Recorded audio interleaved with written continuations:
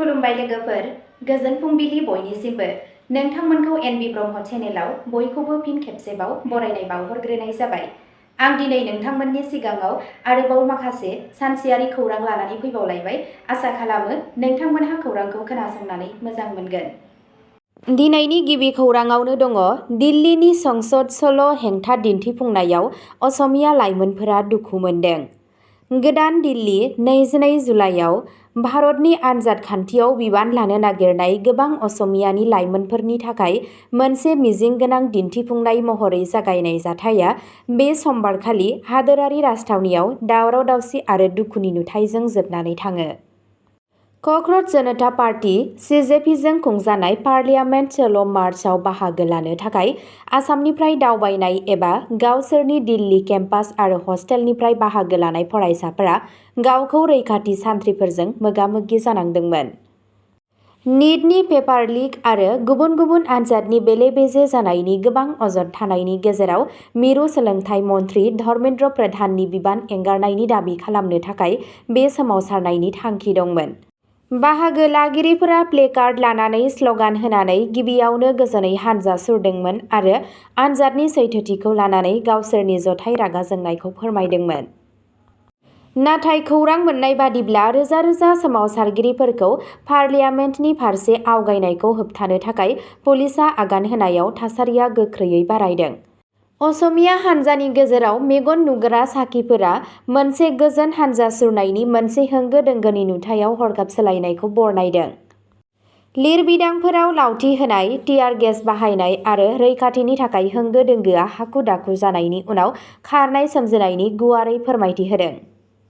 गोबां बाहागो लागिरिफोरा लोगो सोमावसारगिरिफोरखौ थै गलांनाय आरो दुखु नुनायखौ फोरमायदों, जाय बिथांमोनहा सान्नाय गोजोन हानजा सुरनायनि उल्था।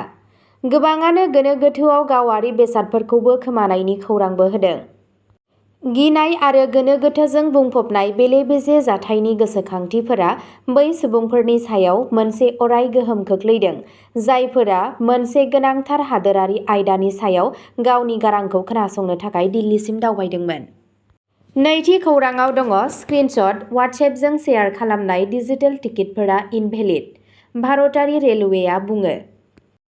इन्डियान रेलवेआ रोखा खालामदों दि डिजिटेल रिजार्भ नङै टिकेटफोरखौ अब्लासो सोलिगोन जेब्ला दावबायारिफोरनि रेजिस्टार खालामनाय मबाइल फनाव रेल-1 एपआव लाइभ दिन्थिनाय जागोन। वाट्सएप एबा गुबुन मेसेजिं प्लेटफर्मनि गेजेरजों फोसावनाय स्क्रिनशट, सेभ खालामनाय सावगारिफोर, PDF कपिफोर आरो टिकेटफोरखौ दावबायनायनि थार फोरमान महरै गनायनाय जानाय नङा। रेलवेनि बादिब्ला टिकेट नायग्रा मावथिफोरा नायबिजिरनाय समाव रेल-1 एपआव लाइभ दिन्थिनाय महरै डिजिटेल टिकेटखौल' नाजावगोन। जायखिजाया कपि खालामजानाय, डाउनल'ड खालामनाय एबा शेयार खालामनाय रोखोम फर्मेटखौ इनभेलिड खालामनाय जागोन आरो जुदि दावबायारिफोरा नंगुबै टिकेट दिन्थिनायाव फेलें जायोब्ला जरिमाना होनो हागौ।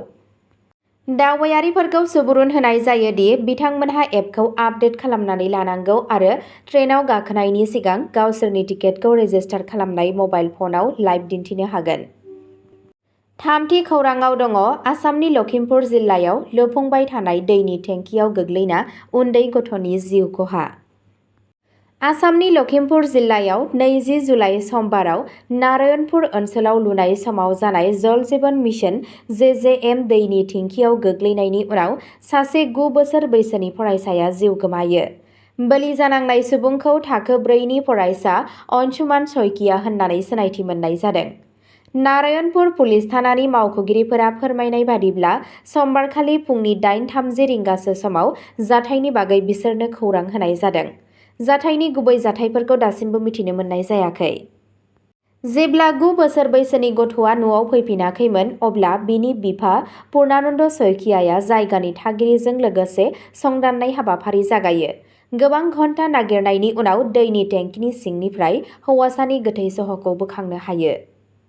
ब्रैथि खौराङाव दङ निउयर्क ICE मावख'आव अर खामनायनि उनाव बारग' रौनियाखौ हमदों, 3 जोखोम।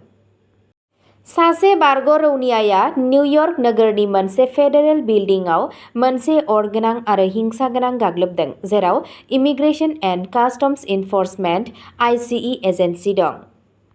मावख'खौ खुलिनायनि दसे सम सिगां जानाय बे जाथायाव 3 सुबुंफोरा जोखोम जायो आरो गाग्लोबगिरिखौ बिबानगिरिफोरा थाबैनो हमनो हायो। रिपर्टनिफ्राय मिथिनो मोनो दि 43 बोसोर बैसोनि एन्ड्रिउ आराबाकाया आइसिइ अफ आवार स्टेट्स लिरनाय पस्टार दिन्थिनाय गंसे कार्डखौ सालायनानै बे जायगाखौ पेट्रलजों सावना होयो, अर जोंहोयो, बमा गावो आरो फेडारेल रिंसारनि बायजोआव गुलि गावहरो। इमारजेन्सि सिबिथायनिफ्राय गोख्रै फिननायनि जाहोनाव गोबां खहा जानायनि सिगांनो अरखौ खोमोरनो हायो। आर्मियाव खामानि मावबोनाय आरो पेट्रियट मिसाइल सिस्टेमाव खामानि मावनाय आराबाकाखौ खायो। फेडारेल बिउर' अफ इनभेस्टिगेशन (FBI), जायनि बिल्डिंआव मावख'बो दं, बे हमजानायखौ रोखा खालामदों। मावख'आरिफोरा FBI नि लोगो बिथोनगिरिजों लोगोसे बे गाग्लोबनायखौ गोसो जानानै खालामनाय होननानै फोरमायदों। बेफोरनि गेजेराव बे दानाव ट्रेफिक थाथ'नाय समाव 2 सुबुंनि गुलि गावनानै जिउ गोमानाय आरो थांनाय सप्तायाव मावख'गिरि खारलांनाय समाव गुबुन सासे सुबुंनि जिउ खहा जादों। दायनिगिरिनि मावनायफोरा बांबोनाय आइसिइ बेरेखा मोनदांथिनि मोनसे हिंसायारि दिन्थिनाय बादि नुनो मोनो। 5थि खौरांआव दङ इउक्रेन जाहाज गाग्लोबनायाव 4 भारतारि लैथोआरि दावबायारिफोरनि जिउ खहा, सासे गोब्राब, एमइएआ रोखा खालामो। इउक्रेनाव सोलिबाय थानाय दाङाबाजिनि गेजेराव मोनसे गोथौवै दुखुनांथाव जाथायाव फरेन एफेयार्स मिनिस्ट्रि (एमइएआ) मैया 4 भारतारि नोगोरारिफोरनि थैनायखौ रोखा खालामदों। गुबुन सासे भारतारि नोगोरारिया अडेशा जाहाज गथ'नआव गाग्लोबनायाव गोब्राब जोखोम जायो, जेब्ला फालांगिरि जाहाज एमभि गल्डेन लिअ'नि सायाव बिसोर खामानि मावगासिनो दंमोन। खौरां मोन्नाय बादिब्ला बिबानगिरिफोरा गोब्राब जोखोम जानाय सुबुंखौ गासैबो गोनांथि जानाय हेफाजाब होनो आरो थैनाय सुबुंखौ दैथायहरफिननो थाखाय खाबु होनो थाखाय खामानि मावगासिनो दं। भारत सरकारा बेनि सिगां इउक्रेनाव दावबायनाय आरो नुजाथिनायनि सोमोन्दै गावनि नोगोरारिफोरनो बोसोन फोसावदोंमोन आरो सोलिबाय थानाय बेरेखा थासारिनि थाखाय सांग्रांथि थानो खावलायदों। 6थि खौरांआव दङ काजिरङा नेशनेल पार्कनि साखाथियाव बैसोगोरा आइजोआ दैबानानि दैयाव गब'नानै जिउ गोमादों। आसामनि मुंदांखा काजिरङा नेशनेल पार्कनि साखाथियाव सासे बैसोगोरा आइजोआ दैबानानि दैयाव दुखुनांथावै गब'नो गोनां जायो। खौरां मोन्नाय बादिब्ला हादोरसायाव थाद'नाय गैयै दैबानानि गिख्रंथाव सुबुं अनजिमाखौ नुनो मोन्दों। बे जाथाया गाहायनि ओनसोलफोराव गुबैयै गाहाय दैमा खान्थि आरो रैखाथि होजानाय हाग्रानि जिब-जुनार ओनसोलफोरनि थागिबिफोरनि मोगा-मोगि जानांनाय खैफोदगोनां थासारिखौ नोजोर होयो। बे ओनसोलनिफ्राय ओंखारनाय फोरमायथिनिफ्राय मिथिनो मोनो दि बोलि जानांनाय सासे बैसोगोरा जायगानि थागिरिया बांबोनाय दैमानि दैयाव गब'दों, जाय हादोरारि पार्कनि सोरगिदिं गुवार हा बाहागोखौ लोमना दं। बिबानगिरिफोरा थासारिखौ मोजाङै नोजोर होगासिनो दं, थागिरिफोरखौ सांग्रांथि थानो आरो रैखाथि बोसोनफोरखौ मानिनो थाखाय खावलायगासिनो दं। 7थि खौरांआव दङ चिराङाव गोथां मोब्लिब केबलजों नांजाबनानै थाखो 9 नि फरायसाया जिउ गोमायो। ओनसोलनि सुबुंफोरा जाथायनि थाखाय एपिडिसिएलनि सांग्रांथि गैयैनि थाखाय दायनिगिरि खालामदों। आसामनि चिरां जिल्लानि काजलगाव पुलिस थानानि सिङाव थानाय बारेगोरायाव मैया सासे 14 बोसोर बैसोनि फरायसाया मोब्लिब गोहोनि तारजों नांजाबनानै जिउ गोमायो।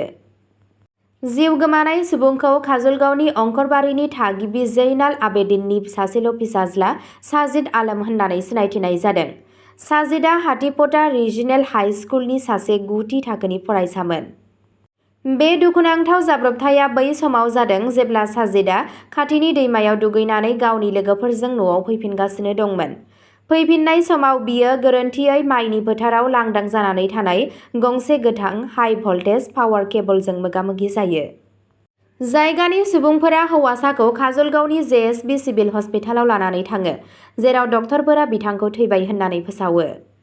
जायगायारि सुबुंफोरा बे जाथायनि थाखाय आसाम पावार डिस्ट्रिबिउशन कम्पानि लिमिटेड (एपिडिसिएल)खौ दाय होदों आरो बुंदों दि बिफाननि फारसेनिफ्राय गोजौ नारसिननाय थारखौ रायजोआरि जायगायाव नोजोर होआलाबानो दोननाया उन्दै सोलोंसानि थैनायनि जाहोन जादों।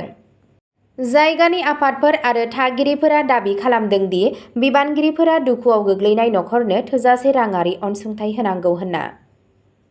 8थि खौरांआव दङ आसामाव दैबाना थैनायनि अनजिमाया बांनानै 16 जाबाय। 11 जिल्लायाव 3.1 लाखनि बांसिन सुबुंफोर खहा जादों। 21 जुलाइ मंगलबारखालि शिबसागराव गोख्रै बोहैनायाव सासे सुबुङा बोहैलांनायनि उनाव आसामनि दैबानाजों थैनायनि अनजिमाया 0 जाहैदों। हादोरसायाव गोबां जिल्लाफोराव गिख्रंथाव दैबाना थासारिजों मोगा-मोगि जानांगासिनो दं। बावैसो बुथारजानाय सुबुंखौ शिबसागरनि बेदबारि गामिनि थागिरि आमलान गगৈ होनना सिनायथि मोननाय जादों। लोंनाय दै बुथुमबाय थानाय समावनो बिथाङा बोहैलाङो आरो खाथिनि देहा फाहामसालियाव लांनाय उनाव थैबाय होनना फोसावो। आसाम स्टेट डिजेस्टार मेनेजमेन्ट अथ'रिटिनि बादिब्ला 11 जिल्लानि 3.10 लाखनिबो बांसिन सुबुंफोरा दैबानाजों गोहोम गोग्लैबाय। 1.58 लाखसो थागिरिफोरजों शिबसागरा बयनिख्रुइ गाज्रिसिन गोहोम खोख्लैजानाय जिल्ला। राइजर दलनि गाहाय आरो जायगानि एमएलए अखिल गगैआ मंगलबारखालि रैखाथि खामानियाव बाहागो लानानै नावजों दैबानाजों बुंफबनाय गामिफोरखौ दावबायनानै गुबै थासारिखौ नायनो आरो खहा जानांनाय नखरफोरखौ लोगो हमहैयो। गोबां नखरफोरा गाव गावनि न'फोरखौ गारनानै गोनां मुवाफोरखौल' लानानै शिबसागर टाउन फारसे थांनो गोनां जादों। बिथाङा दानि खैफोदखौ सानफ्रोमबोनि दैबाना नङा, मोनसे सोमोनांथाव जाथाय होननानै बुङो। राइजर दलनि दैदेनगिरिया दैबानाजों भुगिनांनाय सुबुंफोरनि थाखाय गोबां राङारि हेफाजाब होनो दाबि खालामो, जायफोरा गावनि न'-बां, जिब-जुनार आरो आर'पिफोरखौ खोमाना लानांदों आरो 6,000 रांनिफ्राय 12,000 रांसिम मानगोनां अनसुंथाइआ थोजासे नङा होनना बुङो। अब्ला दिनैनि खौरां फरायथिनाया बेखिनियावनो जोबबाय। एसेनोसै, गोजोन्थों।